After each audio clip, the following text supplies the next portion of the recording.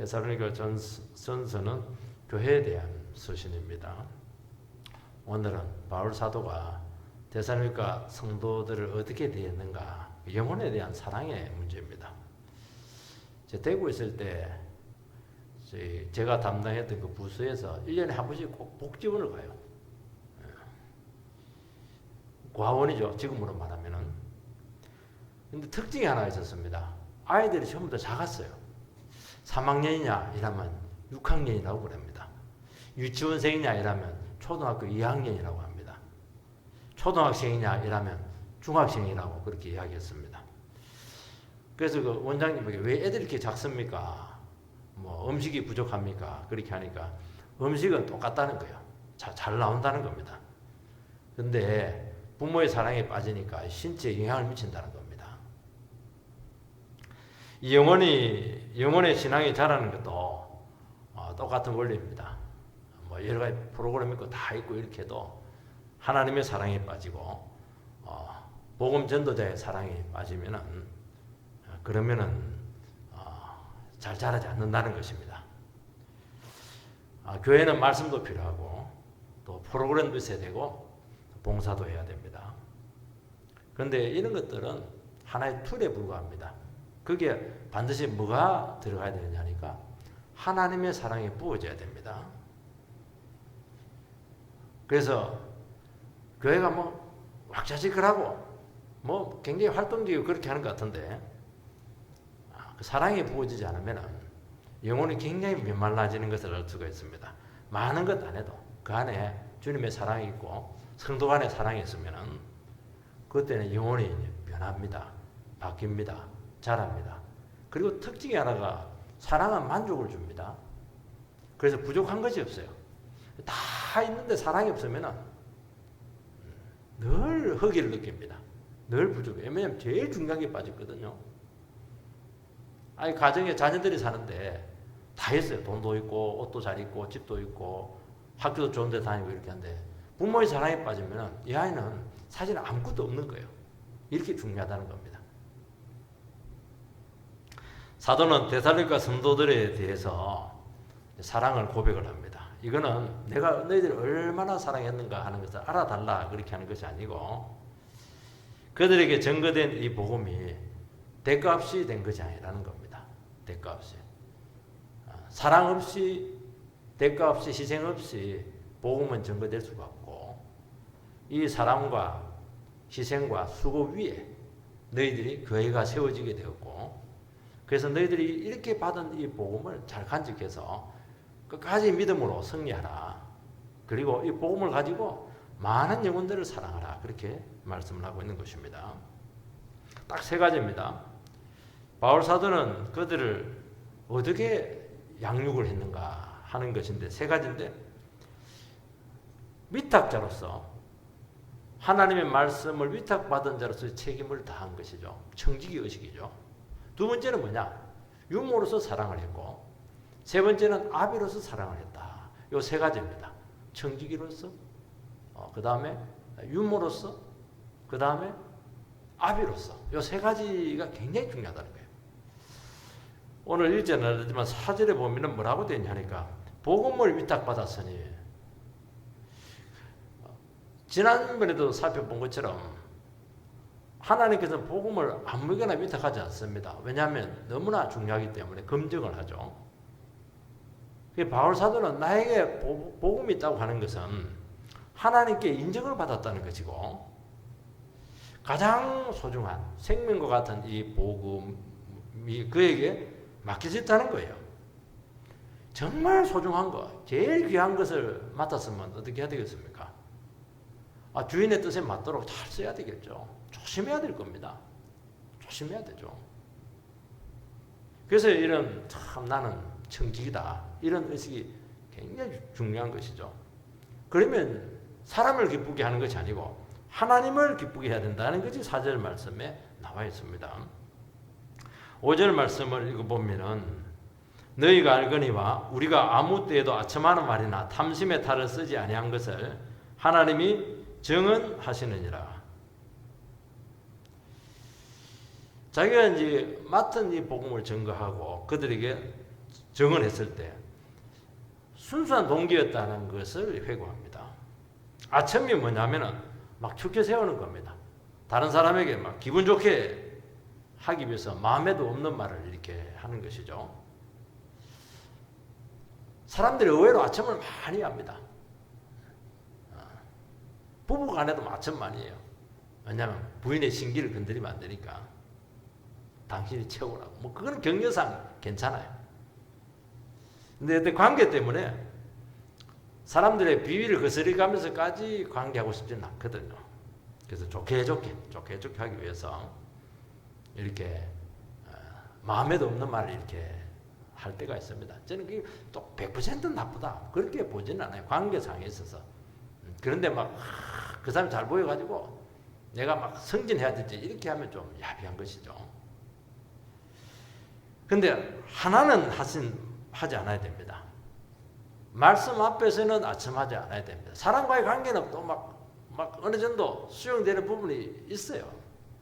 왜냐하면 어떻게 하면 정도로 탁탁 이렇게 할 수가 있겠습니까? 그렇지만 말씀 앞에서는 아첨을 해서는 안 된다는 거예요. 내가 편하고 손해 안 보려고 말씀을 가지고 사람의 비위를 맞추는 것은 이것은 청지기로서의 사명을 잃어버린 것입니다. 사람들이 말씀을 갖고 막 아첨하는 말을 하고 이렇게 하면 굉장히 기분이 좋아요. 왜냐하면 더 좋습니다. 사람들의 말도 기분이 좋은데요. 하나님 말씀을 갖고 아첨을 팍 하면요.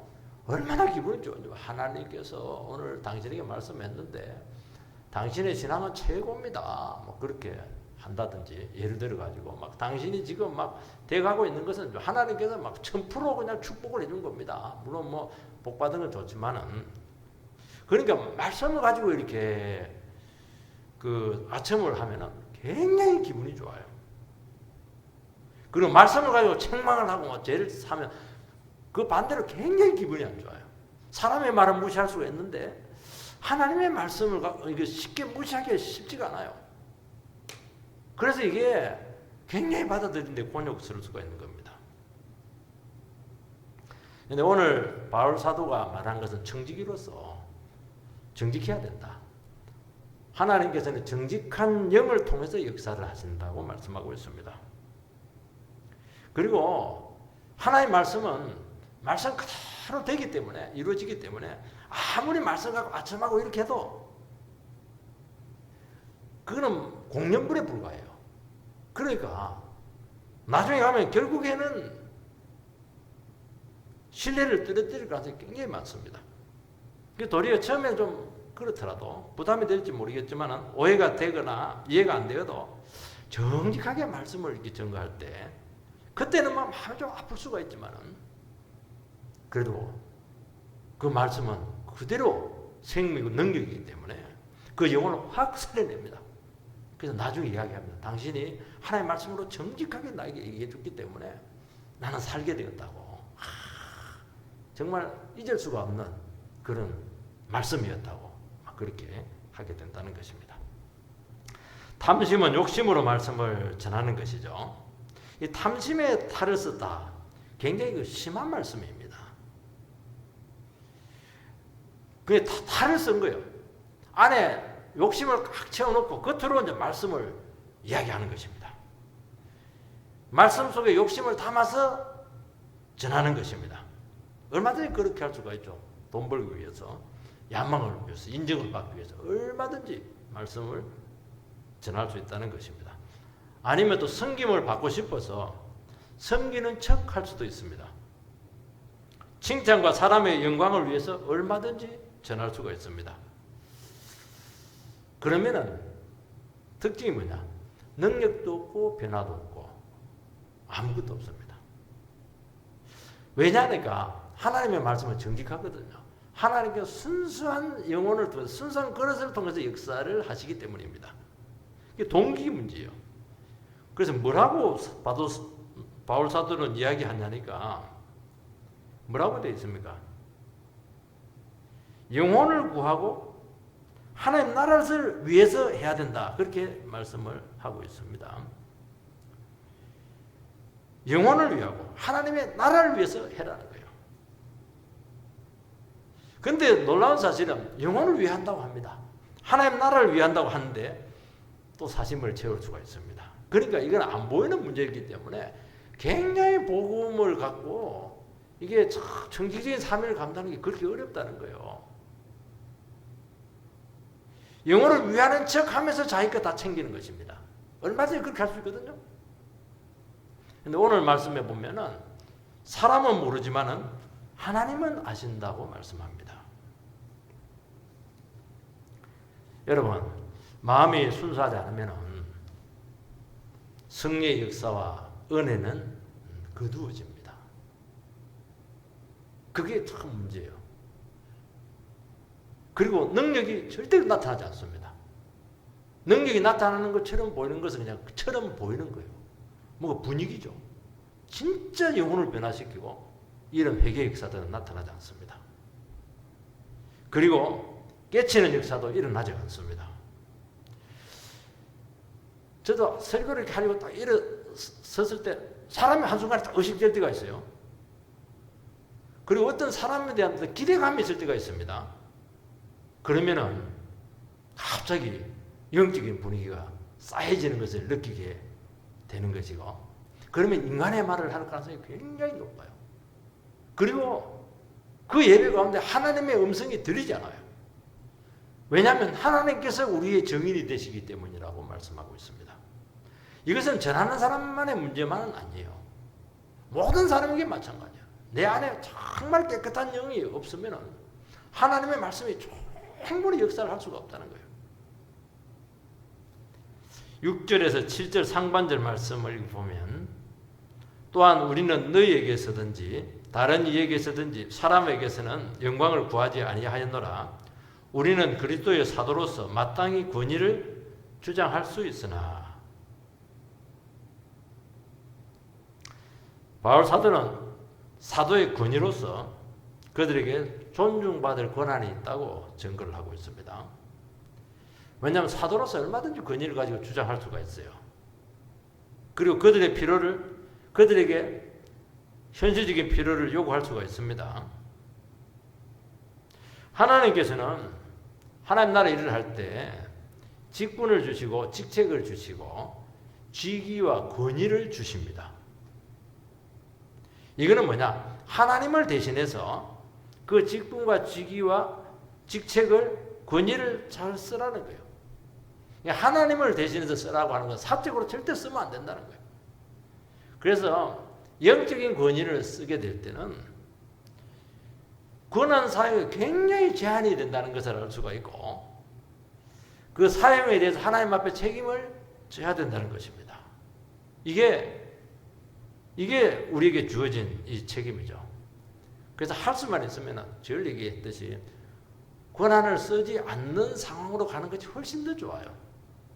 안 쓰고 되도록 그렇게 하는 것이 중요하다는 것입니다.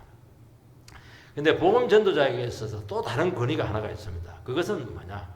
바른 동기로 복음을 전하고 영혼을 사랑하고 섬길 때 오게 되는 권위입니다. 예수님의 권위가 이 권위예요. 예수님은 나는 하나님의 아들이다 이렇게 하면서 주장하지 않았습니다. 하나님의 아들이다 권위를 썼을 때는 말씀의 권위를 세우기 위해서 그렇게 한 것이죠. 예수님은 섬김으로써 오는 권위를 썼습니다. 예수님은 발을 닦아줬어요. 제자들의 발을. 그 제자들이 막 그냥 너무 송구스러워가지고 어떻게 주님이 우리의 발을 닦느냐고. 그러면서 주님께 뭐라고 하냐니까, 내가 너희들이 한 것처럼 너희들도 다른 사람 발을 닦아주라는 거예요. 교훈하기 위해서 그렇게 한 겁니다. 앞선 자가, 권위 있는 자들이 수건을 허리춤에 메고 그 가장 더러운 발을 닦아주라는 거예요. 그게 하나님 나라의 질서의 원리라는 겁니다. 그러면 거기서 권위가 생긴다는 거예요. 아니, 나무 밑바닥 닦아주면은 짓밟히지 않느냐? 세상은 그럴지 몰라요. 하나님 나라는 그렇지가 않아요. 섬기고 낮은 데서 그냥 더러운 발 닦아주고 섬겨주고 이렇게 하면은 영적인 권위가 딱 생긴다는 거예요. 이건 자발적인 권위고 감동을 주게 되고 굉장히 자연스러운 권위가 된다는 겁니다. 왜냐하면 성경을 받은 사람들이 감동을 해서 스스로 자발적으로 고개를 숙인다는 거예요. 그래서 한 번씩 정말 겸손한 분, 이런 분들의 권위가 참 권위가 무엇인가 하는 것을 우리에게 알게 해줄 때가 참 많습니다. 권위를 막 쓰는 사람들이 다 싫어해요. 그리고 막 그냥 존경하지 않아요. 근데 권위를 안 쓰다가 정말 한번 겸손하게 쓸 때가 있어요. 그러면 이 사람들은 한마디로서 뭐 상황을 수습해내기도 하고 이렇게 하는 것입니다. 여러분, 바울의 권위는 딱 두 가지에서 나왔습니다. 그의 인격과 변화된 인격과 하나님의 말씀에서 권위가 나왔습니다. 그러니까 사람들은 바울을 왜 따랐느냐?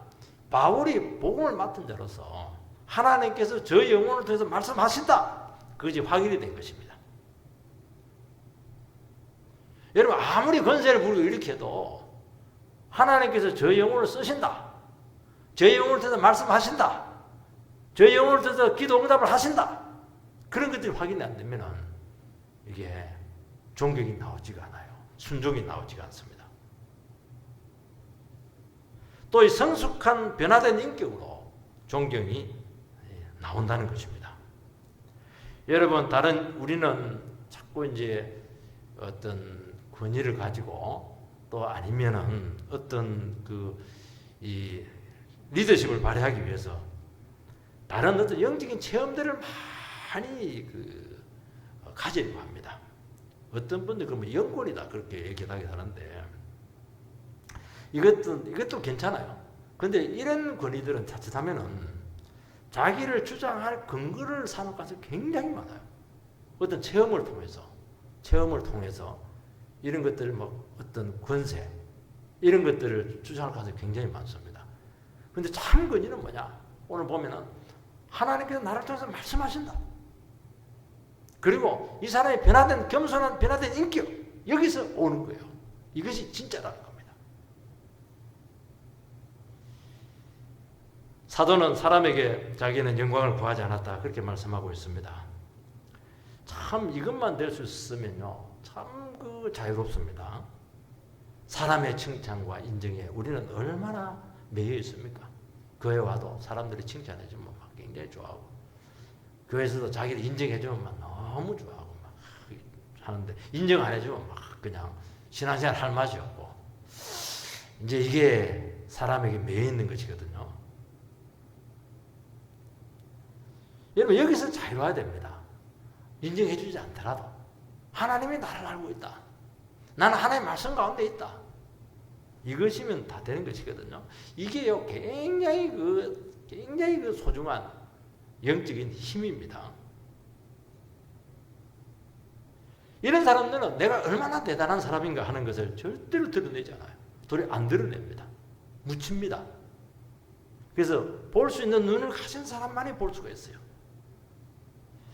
여러분, 우리가 사람의 눈을 의식하거나 사람의 그런 인정을 구하게 되면은 반드시 무리를 하게 됩니다. 이상한 행동을 많이 합니다. 한 번씩 학위라든지 명예라든지 감투, 저는 학위가 중요하다고 봐요. 공부를 더 하는 게 얼마나 중요해요. 공부하는 게 쉬운 줄 아세요? 돈 들어가죠, 시간 들어가죠, 논문 쓰려면 얼마나 힘든지 몰라요. 저는 좋다고 생각을 해요. 명예를 가지는 게 이게 그냥 쉬운 겁니까? 쉬운 것도 아니거든요. 정상적인 명예는 굉장히 소중한 거예요. 하나님께 우리에게 주신 직책들 얼마나 소중합니까? 그거. 근데 이런 것들이 자기 영광이 될 소지가 많기 때문에 위험하다는 것입니다. 여러분, 사람의 인정에 자유하고 주님 바라보고 걸어가게 되면은 한 가지 현상이 나타납니다. 어떤 현상이 나타나느냐? 주님께서는 그 영혼을 절대로 버리지 않고 끝까지 그를 쓰십니다. 그리고 그에게 능력을 나타내 주신다는 겁니다. 이것이 참 귀하다는 거예요. 이게.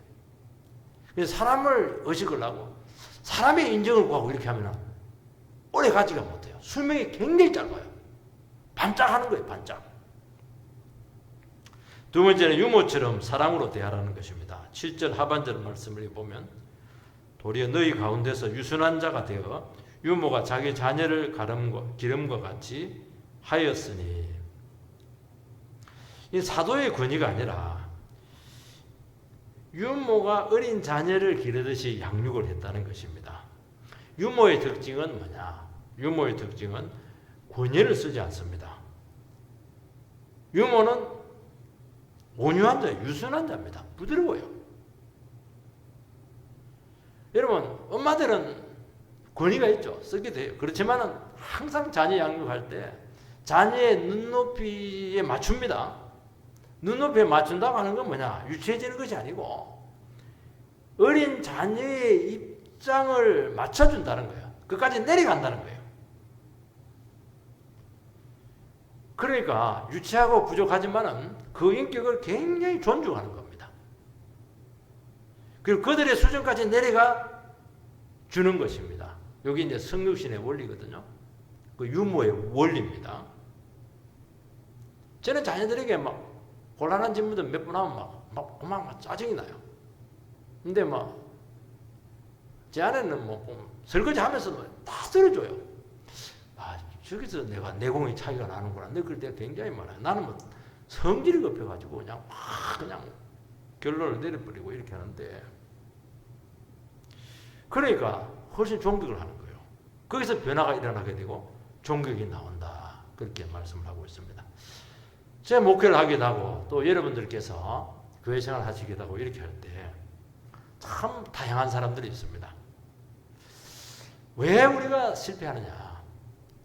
정말 우리를 비워서 그 사람 수준까지 내려가 줄 수 있는가? 이게 안 돼요.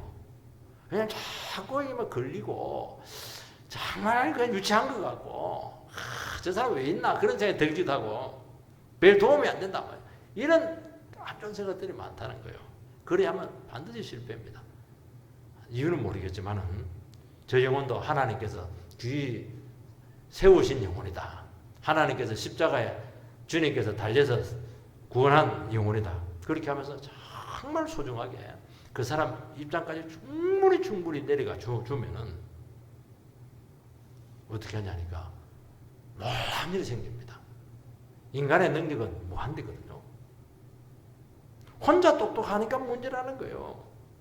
그래서 복음은 반드시 공부를 해서 되는 것이 아니고 현장성을 가져야 되는 거예요. 요즘은 사람들이 교회를 안 나와요. 교회 안 나오면 집에서 텔레보고 이렇게 하는 거예요. 그거 신앙이 전부다 아니에요. 그렇게 해서는 되질 않아요.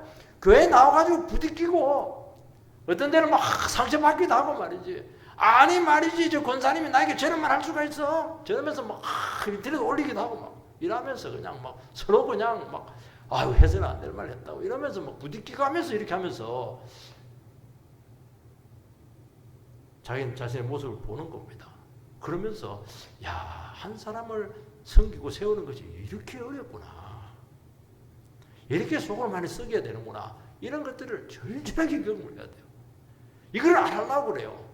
이걸 해라는 거예요. 교회는 이걸 하라는 거예요. 이게 눈높이잖아요. 눈높이를 못 맞추면 반드시 실패입니다. 그러려면 어떻게 해야 되느냐? 나를 죽여야죠. 나를 죽여서 그 영혼의 템포에 내 자신을 맞춰야 돼요. 그래야 영향을 줄 수가 있어요. 그러지 않고서는 그래요. 네 잘났다 그러고 많은 겁니다. 그래서 이게 굉장히 중요한 거예요. 그러니까 얼마나 자기를 죽여야 되겠어요. 8절에 보면 우리가 이같이 너희를 사모하여 하나님이 복음뿐 아니라 우리의 목숨까지 너희에게 주기를 기뻐하면 너희가 우리의 사랑하는 자가 됨이니라. 바울 사도는 복음만 준 것이 아니고 목숨까지 기쁘게 주었다는 겁니다. 그 목숨을 슬프게 주는데 괴롭게 주는데 저는 막 목숨 줄 때 굉장히 괴롭거든요. 몇 분 막 대씹다가 막 그래도 막 목회자니까 막 내가 참고 막 내가 그냥 사랑하고 말아야지 이렇게 되는데 바울 사도는 막 기쁘게 주었대요. 그러니까 이게 얼마나 대단합니까? 어림에 딱 왔다 갈 때 왔다 알았다. 내가 죽지 바로 왔다는 얘기야. 하나님께서 또 나를 죽이라고 하는구나. 와 기쁘다. 참 이게 될 수 있는가? 저는 이거 설교를 준비하면서 차이가 너무 난다 하는 것을 깨달았어요. 이게 오래된 사랑이잖아요. 여러분, 영혼의 변화라고 하는 것은 단지 말씀과 만 주면 안 되고 반드시 함께 생명을 줘야 됩니다. 그 생명을 준다는 것이 뭐냐? 내 생명을 줘야 돼요. 내 생명을 그 사람에게 줘야 돼요. 내 생명을 줘야 된다는 것은 자기를 죽이는 겁니다. 자기를 죽이는 거예요. 나를 죽여서 그 사람에게 기분 좋도록 막 만들어주는 거예요. 그 사람이 살맛이 나도록 만드는 거예요. 그 사람이 막 힘을 내도록 만드는 거예요. 내가 어색해지고 내가 좀 바보같이 되고 이렇게 하는 겁니다. 그리고요, 나중에 가서는 자기 인생도요, 자기 또 계획도 포기합니다. 저 영혼을 위해서 내가 막 포기해야 돼요. 대단하죠. 손에 하나도 안 보고 자기가 다 챙기면서 주장할 거 다 주장하면서 누릴 거 다 누리면서 권위 쓸 거 다 쓰면서 영혼을 살렸다고, 교회 살렸다고 오늘 말씀이 가면은 그것은 아니라는 거예요.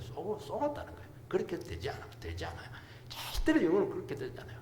바울사도 나는 해산의 고통을, 해산 10달 동안 얼마나 엄마들이 고생합니까? 커피도 못 마시고 텔레비도 멀리 못 보고 막 코로나 걸려도 약도 못 먹고 막 얼마나 고생해요. 그렇게 10달만에 딱 났잖아요. 그게 내 자식이지. 그렇게도 생명을, 그것도 어린 생명, 피부지야 피부지. 이 청지기의 생명은 성실해야 돼요. 근데 유모의 생명은 유순해야 됩니다.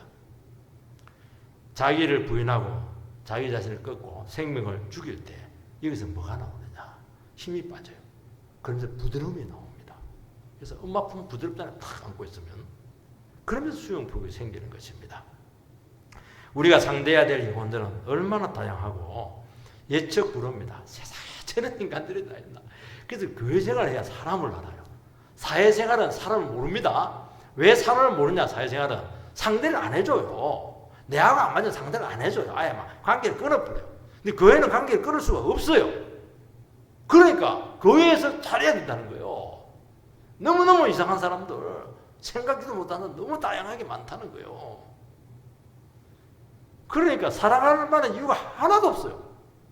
속만 썩이는 거예요. 손해만 줘요. 근데 그걸 이제 유모처럼 부드럽게 해서 나를 꺾어서 있는 모습 그대로 받아야 되는 겁니다.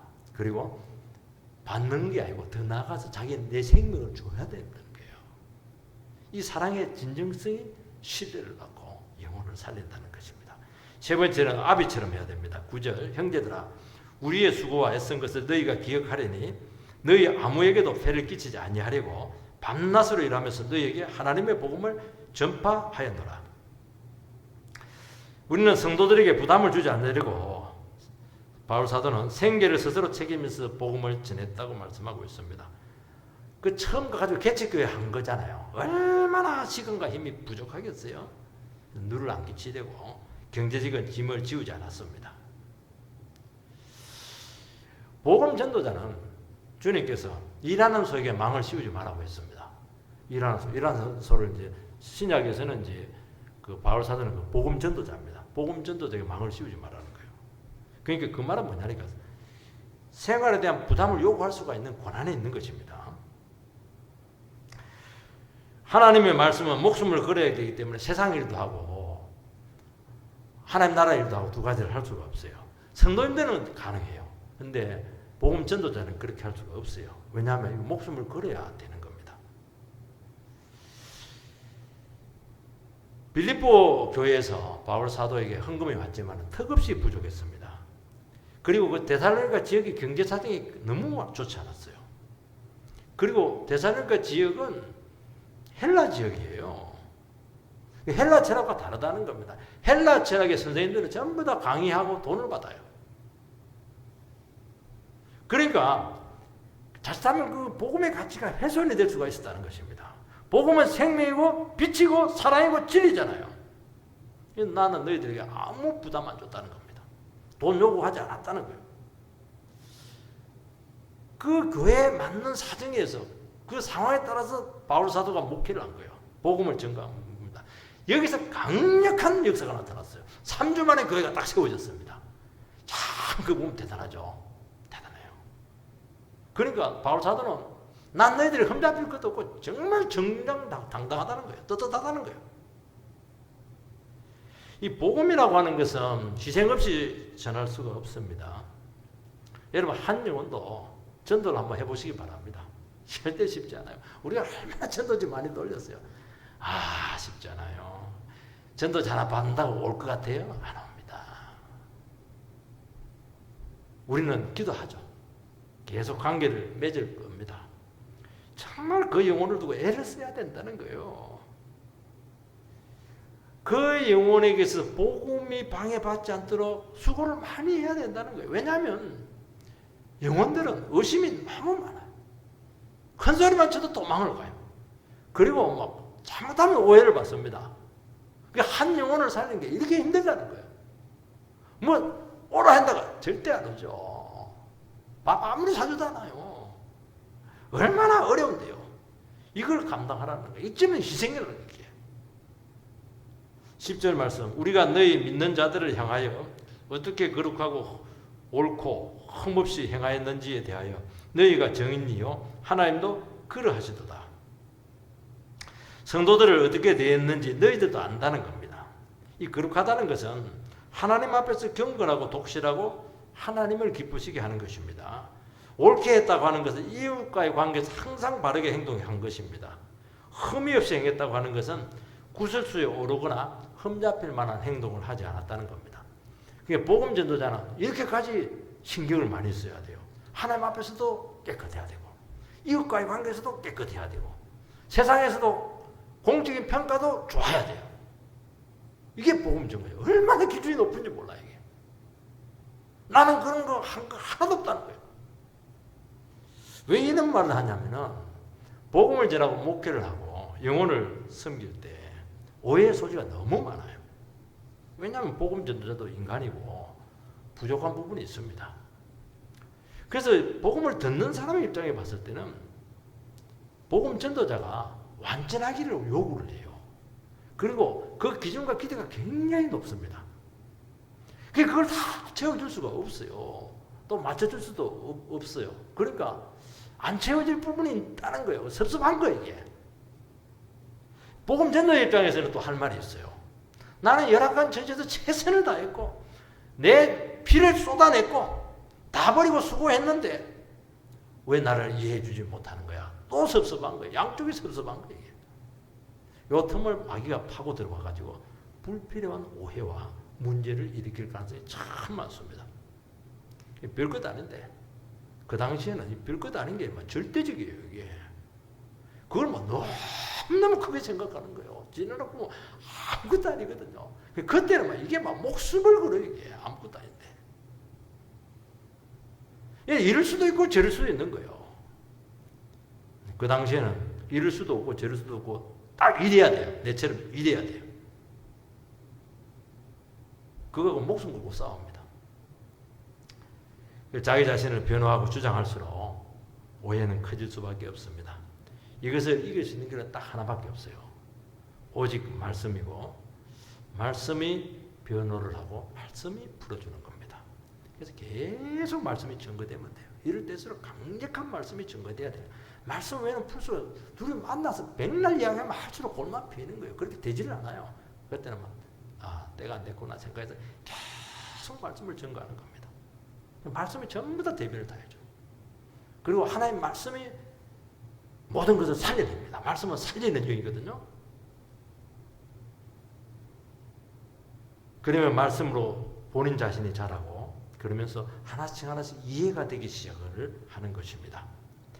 동기를 의심을 하고 또 막 허물만 보였는데 또 자라고 이렇게 시간이 지나고 보니까 순수한 부분이 있었던 거예요. 내가 그걸 못 봤던 거예요. 색안경을 끼고 본 거예요. 그래서 참 수고한 거예요. 우리는 수고한 건 잊어버리거든. 내한테 안 해준 것만 우리는 생각하는데 안 그래요. 참 불의하고 험이 너무너무 많이 보였는데 나중에 보니까 참 거칠고 그런 부분도 있지만은 정말 열정이었고 하나님 앞에서 정직하려고 했고 정말 말씀에 대한 헌신이었다. 영혼에 대한 헌신이었다. 그런 것들이 조금씩 이해가 되기 시작해요. 조금씩 사람이 얼마나 의심이 많고 왜곡되는지 몰라요. 그러면서 신뢰를 쌓아가는 거예요. 이게 교회가 하나 되는 길이에요. 그래서 교회가 하나 되는 길은 하나님의 말씀을 부지런히 듣게 해서 자라게 하는 겁니다. 그런데 이제 이걸 안 하거든요. 이걸 안 하는 거예요. 그래서 문제가 있을 때는 다른 거 하면 안 됩니다. 말씀을 들어서 자꾸 이렇게 자라게 하면은 나중에 되면은 웬간한 문제는 문제도 되잖아. 11절 12절 말씀을 보면 너희도 아는 바와 같이 우리가 너희 각 사람에게 아버지가 자기 자녀에게 하듯 권면하고 위로하고 경계하노니 이는 너희를 부르사 자기 나라와 영광에 이르게 하시는 하나님께 합당히 행하게 하여 함이니라. 사도는 아버지의 심정으로 권면하고 위로하고 경계한다. 그렇게 말씀합니다. 유모는 사랑이에요. 부드러움입니다. 온유함이죠.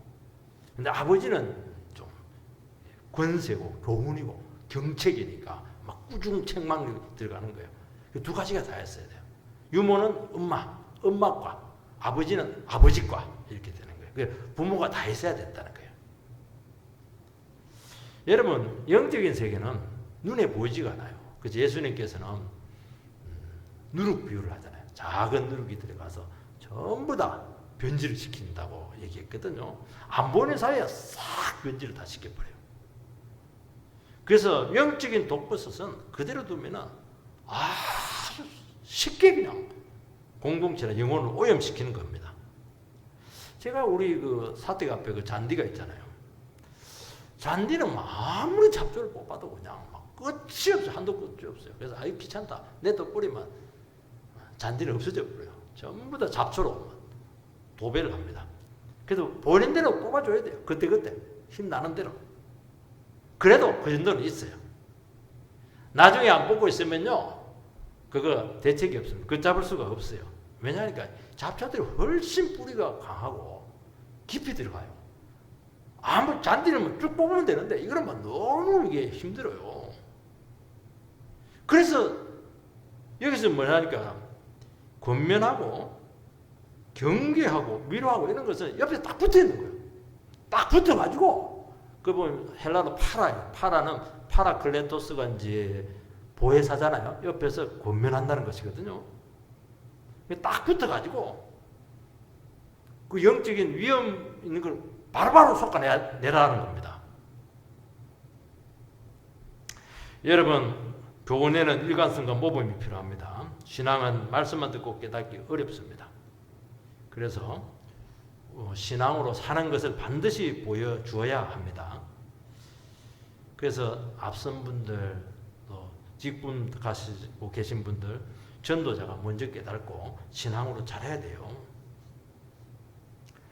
세상에서 아무리 똑똑해도 영적 세계에 들어오면 어린아이입니다. 그래서 지도를 반드시 받아야 됩니다. 그래서 하나님 나라에 합당한 자로 살아가도록 하기 위해서 그렇게 한다고 말씀하고 있습니다. 그래서 우리의 목표는 뭐냐? 영적인 어린아이 영혼들을 말씀 앞에 바로 세워서 스스로 일어서서 믿음으로 주님 앞에 책임 있는 삶을 살아가도록 하는 것이 목적이에요. 어릴 때는 도와줘요. 유모처럼 저도 미고 그런 말도 가르치고 이렇게 하지만 어느 수준 돼서는 네 발로 일어서라. 네 발로 일어서라. 그래서 그때는 사랑을 안 해줘야 돼요. 뭐라 해야 돼요. 이 고귀한 사명을 받았으면 우리가 하나님께서 부르신 목적입니다. 우리 모두에게. 그러면 얼마나 귀한 사명을 받았습니까? 절제하고 수고하고 고생하는 것을 꼭 감당하시기 바랍니다. 그렇게 될 때 주님께서 우리 모두를 복되게 하시고 먼저 내가 복을 받습니다. 영혼을 책임지는 영혼, 교회를 책임지는 영혼들을 하나님께서 반드시 최고의 것으로 입히실 것입니다. 그리고 나를 통해서 많은 영혼의 열매들이 맺히게 될 줄 주의 이름으로 축원드립니다.